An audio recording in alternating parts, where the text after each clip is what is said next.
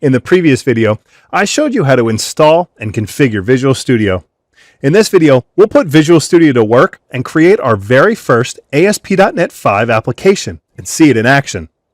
The first thing we'll need is a Visual Studio project to hold all the files we'll be working with. To create one, simply select File, New Project. Then select the ASP.NET Web Application project type and give your project any name you like. The application I'll be building throughout this course will be a blog, so I'm going to name my project ASP.NET Blog. Next, go ahead and find a place on your computer where you want the project files to be saved. I'll be saving my project in the C Projects folder, but you can feel free to put it anywhere you like on your machine or just leave it in the default location. At this point, you can leave all the other settings alone and just hit OK to continue. In the last step, we just told Visual Studio that we wanted to create an ASP.NET web application, and now it's time to let it know what kind of web application we'll be building. Our options are divided into two categories. On the top, we've still got access to ASP.NET 4.6 templates, in other words, the previous version of ASP.NET. And on the bottom, we've got what we're here to learn about, the ASP.NET 5 templates. We've got three ASP.NET 5 templates to choose from: the empty template, the web API template, and the website template. Ultimately, they're all just slightly different versions of the same template. The only difference between them is the files that get generated at the beginning. On the right is the website template. This template is a fully functional ASP.NET 5 application, complete with data access and membership services, all pre-configured and ready to go.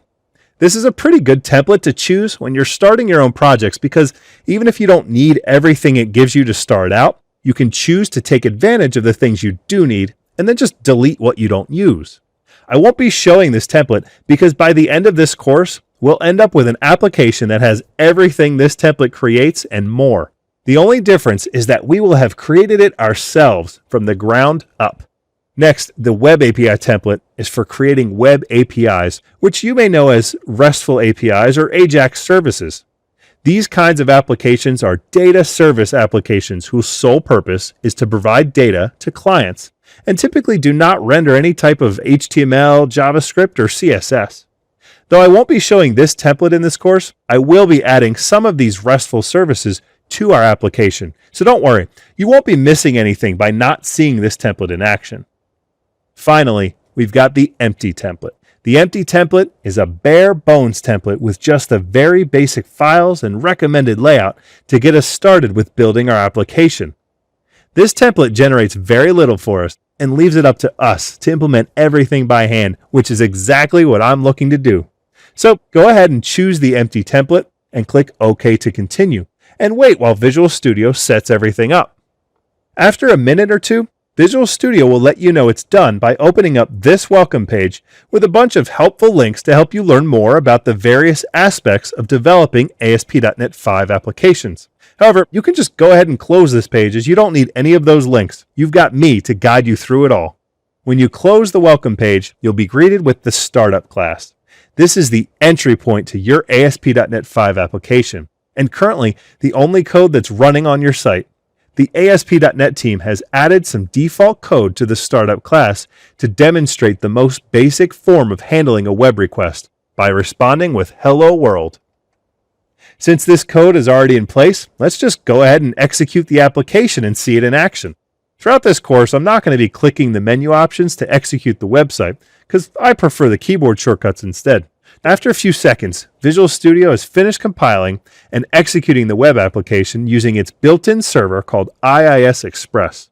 Visual Studio has even automatically opened up a browser so that we can see the result. And there it is, the message that we saw earlier. Hello World. Congratulations, you've built your first ASP.NET 5 web application. Before you close the browser and move on, however, try this. Switch back to Visual Studio and change the message in the string to say something else like Hello ASP.NET 5.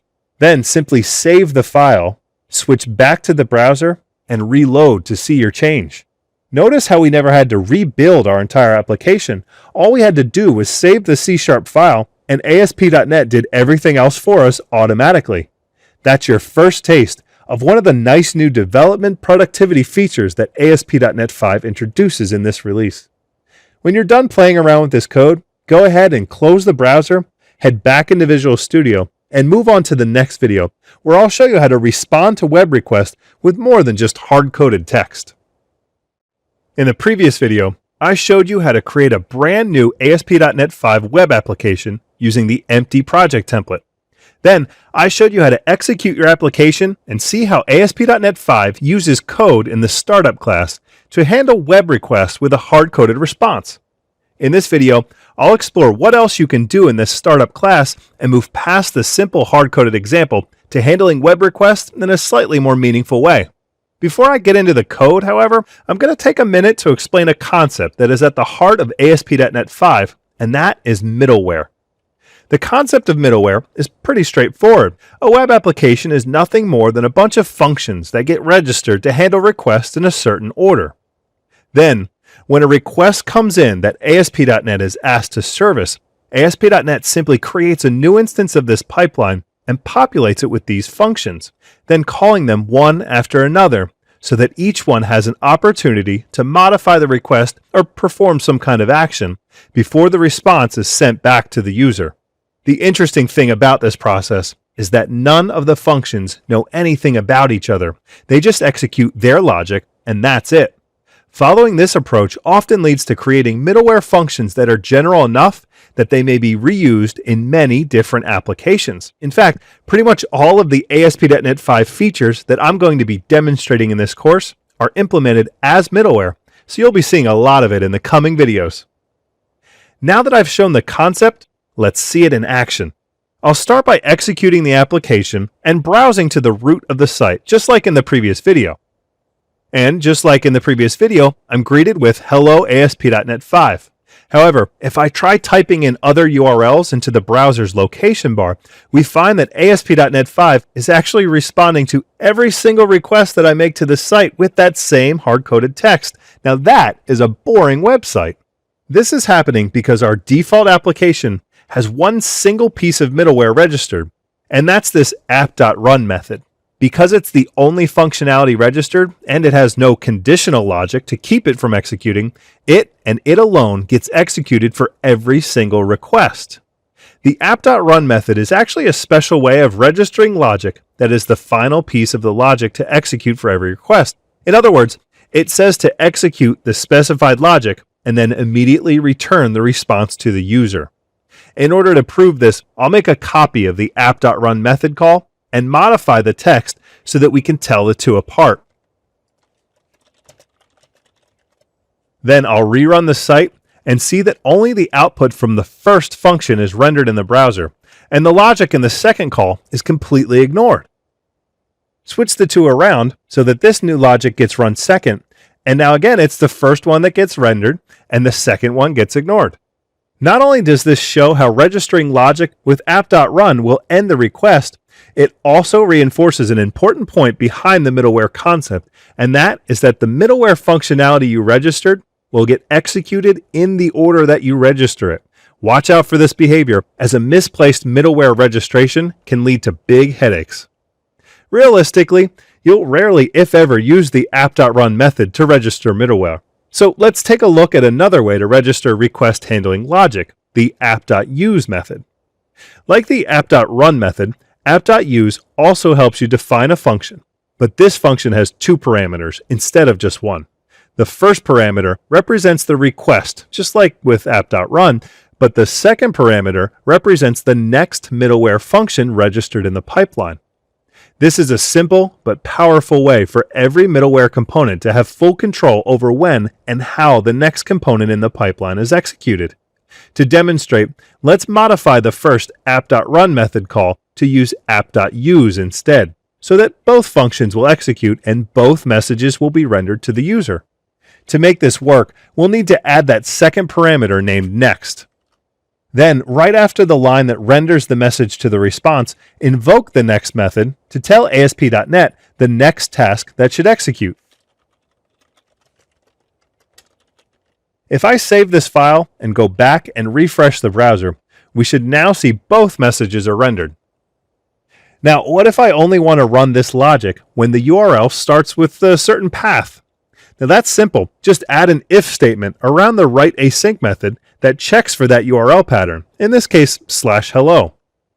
If the URL matches, the content gets rendered out. Otherwise, the request is not modified and processing just continues on to the next function that is registered to handle it.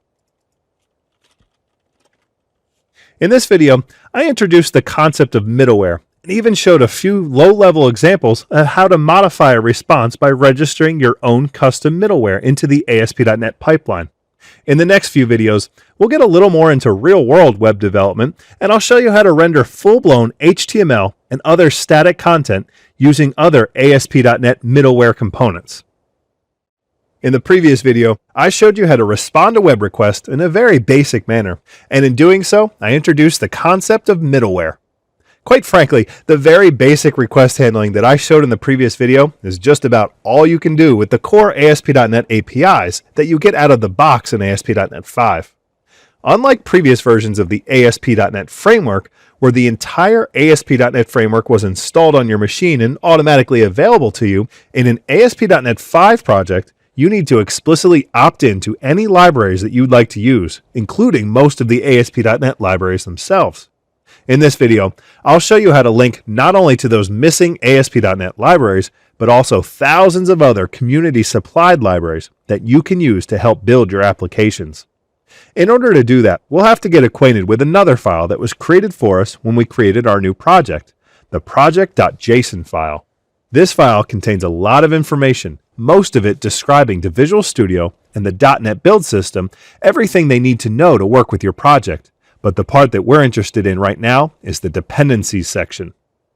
This section in the JSON format lists all of the libraries that our application depends on, and they're referenced as a list of name-value pairs.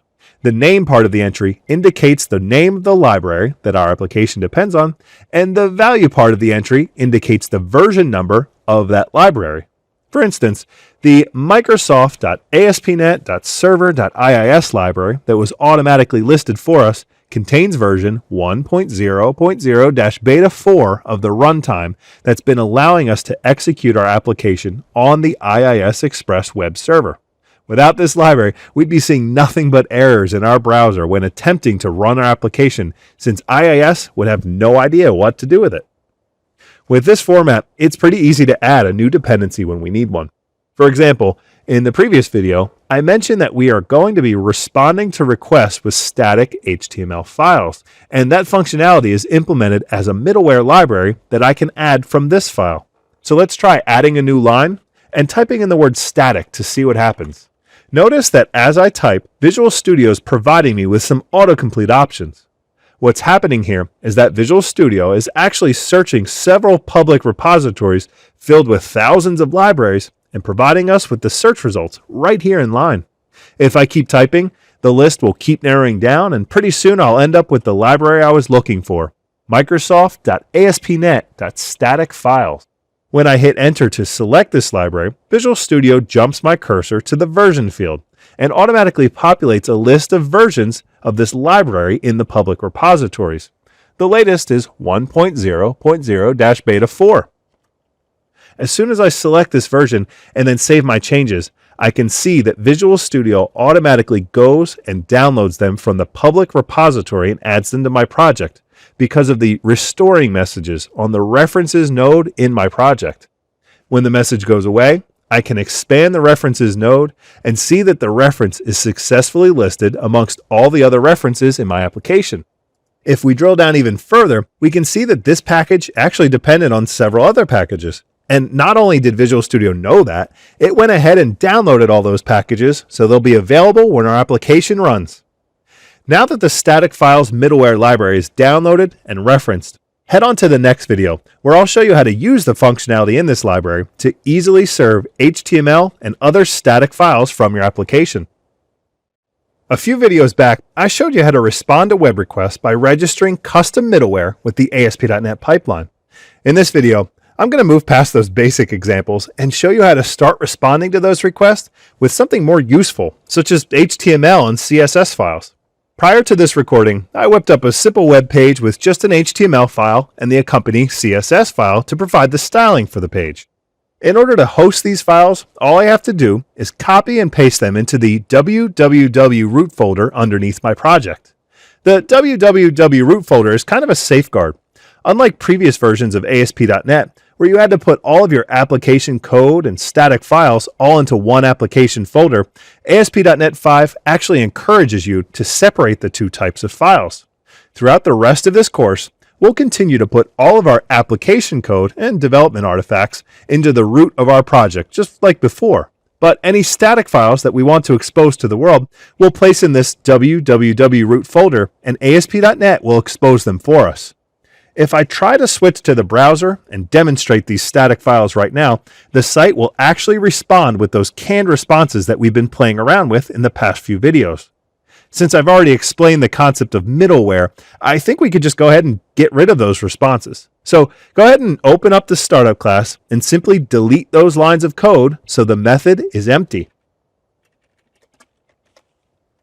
Then save the startup class and restart the browser to see our new web page in action. We've got a little bit of a problem though. It's not really ASP.NET that's serving these files. It's actually the IIS Express web server that comes bundled with Visual Studio. Sure, ASP.NET is telling IIS to look in the www root folder for our static files, but after that, IIS takes over the rendering of those files, and ASP.NET is no longer involved. One of the cool features about ASP.NET 5, however, is that it doesn't need to live on top of IIS or any other web server for that matter. It's actually fully capable of hosting itself, static files and all. To see how it can do this, let's hop back to the project.json file again. Then take a look at this command section in the configuration file and how it defines a command named web. If we execute the code in this command, the Microsoft.ASP.NET.Hosting runtime will load up the Microsoft.ASP.NET.Server.WebListener library and use it to host our site at the URL that you see at the end, port 5000 on the local host domain. The Web Listener library is a completely standalone web server that can host ASP.NET applications without having to rely on IIS or any other web server. And the best part, it runs across platforms, which means that you can run your site not only on Windows, but also on Mac and Linux. This line in the project.json file merely defines the command, however. In order to actually make use of it, we need to be able to execute it somehow, and Visual Studio just happens to know how to find and execute any commands that we define in this section. Telling Visual Studio to switch from using the built-in IIS Express server to using this command is as simple as modifying the properties for the project by right-clicking on the project and selecting the Properties option. Once in the Properties page, you can switch to the Debug tab to find our project debugging options. Then switch the profile from IIS Express to the web command that we just saw in the project.json file. Then we can go ahead and run the application. This will open up a console window running the web listener defined in the web command, which is waiting to service our requests. To try it out, go ahead and open the browser and navigate to the URL localhost:5000 to find a blank page. I know it's underwhelming right now, but this is actually good news. It means that our web listener is running and executing the ASP.NET pipeline. We just haven't registered any middleware to that pipeline yet. Luckily, this is pretty easy to fix, especially since we already included the static files library in the previous video. To fix it, we'll simply go back to the startup class and add the line app.useFileServer in the same configuration method that we were replacing our previous middleware statements. This handy middleware component tells ASP.NET how to imitate the same basic file serving logic that IIS has. That means that this time, when we save the file and run the site again and switch back to our browser and refresh, we should see our full page, just like we did with IIS. Except now, we can run our ASP.NET application on any server that we want, even if it's not running Windows or IIS. Now that I've got my static HTML page and CSS showing up, let's move right on to the next video, where I'll show you how to leverage Visual Studio's built-in support for client-side package managers and task runners to create a really easy and maintainable approach to managing your site's static content. In the previous few videos, I showed you how to add references to server-side libraries using Visual Studio's References Manager. Then I showed you how to configure your ASP.NET 5 project and Visual Studio to host static files using the cross-platform Web Listener library. In this video, I'll demonstrate how to download and leverage client-side JavaScript libraries using the popular client-side package manager called Bower. Before I show you all of this, though, I want to take a moment to mention that I'm not actually showing any ASP.NET 5 features in this video.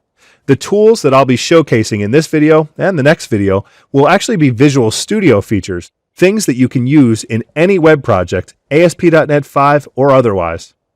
Technically speaking, you could just skip right to the next chapter and be able to follow the rest of the course just fine. However, if you're a web developer, you're definitely going to need to download and manage some client-side libraries at some point, and I consider the tools and techniques I'm about to show you a great way to do that. I just wanted to make it perfectly clear that if you're using Visual Studio, all of these same tools and techniques will be available to you on any web application project, whether it's built on ASP.NET 5 or any other framework. The first thing you'll need to do in order to begin using Bower packages in your application is to add a Bower configuration file. This file, like the project.json file, contains a particular JSON data schema and a specific file name, bower.json, located in your project's root folder. You could just add a new text file to your project and start Googling the Bower JSON schema to figure out what to put in that file, but Visual Studio actually gives you a better alternative. To add our bower.json file, I'll right-click on the project folder and select Add New Item, and then I'll select the Bower JSON configuration file item template. Since the name of this file is important, leave it as bower.json, then click Add to add it to your project. Once it's added, Visual Studio will open it up for you automatically, and it'll look a whole lot like our project.json file. And like our project.json file, in order to begin adding client-side dependencies, we just need to start adding entries under the Dependencies section. So start a new line and open up quotation marks and start typing to see what happens. Notice how, as I type, Visual Studio gives me some autocomplete options. What's happening here is that Visual Studio knows that this is the Dependencies section of the Bower configuration, and that this is the place where you type in the names of the Bower packages that you want to add to your project. So, as you type, Visual Studio is automatically searching all of the public Bower repositories for the package name you're entering. When it finds the package that you want, you can hit Enter to autocomplete the package name, and Visual Studio will jump to the version section of the key value pair to search the Bower repository and find the version numbers that are currently available for that package. At the time of this recording, I can see the latest version of the Bootstrap library is 3.3.5, so I'll just choose that and hit Enter. Now, if I save the bower.json file with these new changes and open up the Dependencies node under my project, I can see that Visual Studio has downloaded the package for me and listed it as a client-side dependency. And since the Bootstrap library that I selected also has a dependency on the jQuery library, Bower went ahead and downloaded that library too.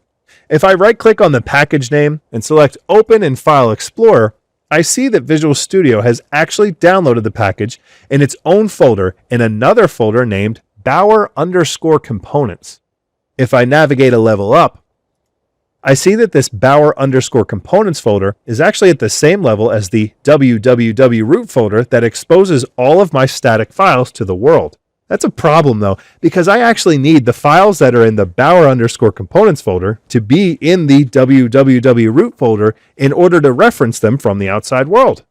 Instead of trying to change the way Bower and Visual Studio want to do things, however, maybe it'd be a better idea to simply copy the files from the Bower_components folder to our www root folder where we need them. In the next video, I'll show you how we can add the gulp task runner to the mix to move the files for us and give us the opportunity to automate a whole bunch of other tasks while we're at it. In the previous video, I showed you how to use the Bower client-side package manager to download client-side libraries to begin using in your application. The only problem was that those files are not only outside of your www root folder that holds all of the publicly accessible content for your site, you probably also want to combine and minify them before exposing them to the world. In this video, I'll show you how to install and configure the Gulp Task Runner tool that will help you do exactly that and much more. Gulp is an open source task runner tool that helps automate many common tasks. It's particularly useful for automating pre-processing tasks, such as combining and minifying JavaScript or CSS files to help save on bandwidth and improve site performance. Unlike Bower, however, we need to install Gulp into our project before we can begin using it. But because Gulp is actually a tool built on top of Node.js, we first need to add the Node Package Manager or NPM configuration file to our project. We can do this by right-clicking on our project and selecting Add New Item, and then choosing the NPM configuration file item template.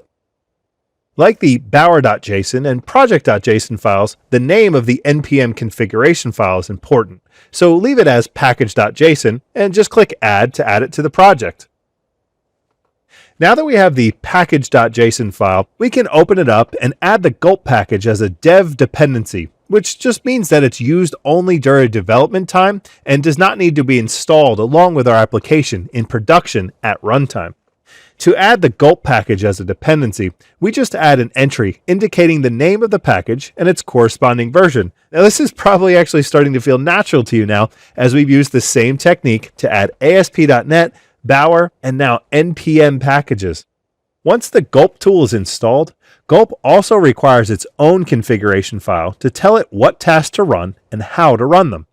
To add this file, simply right-click the project folder one more time and choose Add New Item, and then find and select the Gulp configuration file entry. And once again, this file name is also important, so just click Add to add it to the project. Now that we have our Gulp configuration file, we can start automating tasks. Let's start with the task that originally prompted us to install Gulp in the first place, copying the files we need from the bower_components folders to the www root folder so that we can use them in our site. Now that our task is configured, we'll need to run it. Luckily, Visual Studio gives us tooling built right in. You just have to know where to find it. The window is called Task Runner Explorer, and it's a little bit hidden. To open it, click on the View, Other Windows, Task Runner Explorer.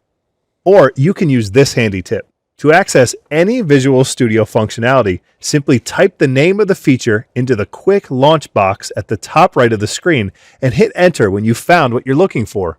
Once we've opened Task Runner Explorer, notice how it's automatically loaded our Gulp configuration file and discovered the task within it. Running those tasks is as simple as right-clicking them and selecting Run. So go ahead and run our default task and watch the output to see what happens. When it's done, open up our www root folder and notice how there's a lib folder, and in it are those 3 files we told Gulp to copy. It worked!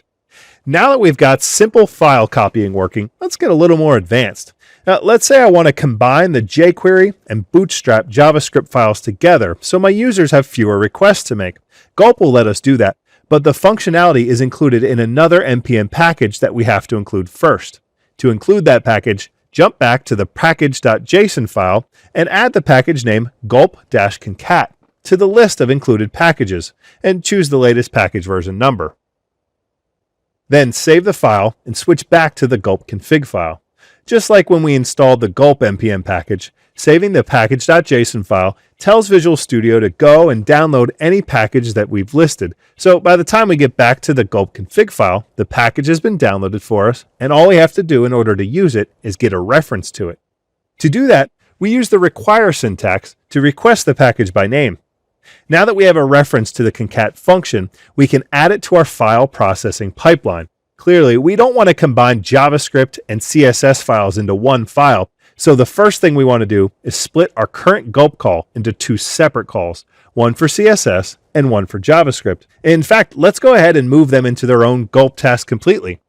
Once that's done, we can add another pipe call just before the existing one and call our concat function within that call, just like this. Here, third-party.js is the name of the file that we want the combined output to end up in. Go ahead and save this file and then execute the copy JavaScript task. After it's done, you should see the new third-party.js file sitting in the lib folder. Now that we've taken care of combining the JavaScript files, let's optimize the CSS files. First, I'll add the custom blog.css file to the mix and use concat to combine the two together into a new file named site.css. Then I'll add a reference to the uglify CSS gulp package in the packages.json file. And just like the gulp concat package, I'll get a reference to it using the require syntax. Once I have the reference, I can call the uglify CSS function in my CSS processing pipeline like so. And now I can test this task out by running it in Task Explorer. After it's done, I can see that it works because now I've got a site.css file in my lib folder. Next, I'll define a clean task to delete all of those output files in between builds. To do this, I'll add yet another npm package. Then I'll create a simple task that just deletes the www.root/lib folder that I'm dropping all of my outputs into.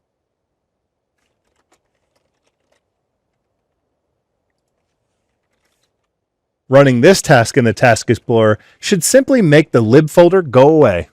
Finally, I'll re-add the default task, only this time I'll define it simply as a reference to all the other tasks. After we've got all these tasks in place, we can then use the Task Runner Explorer's binding feature to bind certain tasks to certain events in Visual Studio.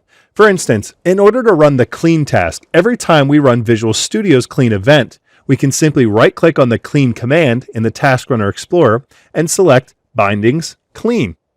Likewise, you might want to execute the default task every time the Visual Studio build event occurs, or every time you first open your project to begin working with it. With the Task Runner Explorer bindings, you can bind all of these things to gulp tasks and automate your entire development workflow. And that's everything you need to know in order to get started using gulp in your project. Now, notice how I said get started. Though this was a long video, it only scratched the surface of everything you can do with gulp. I highly suggest you dig in deeper to really take advantage of this powerful tool that now lives fully integrated within Visual Studio. Also, keep in mind what I mentioned at the beginning of the last video. Though they are both amazing tools, neither Bower nor Gulp are required to create ASP.NET 5 applications. So if you don't feel like using them, there's no reason that you have to.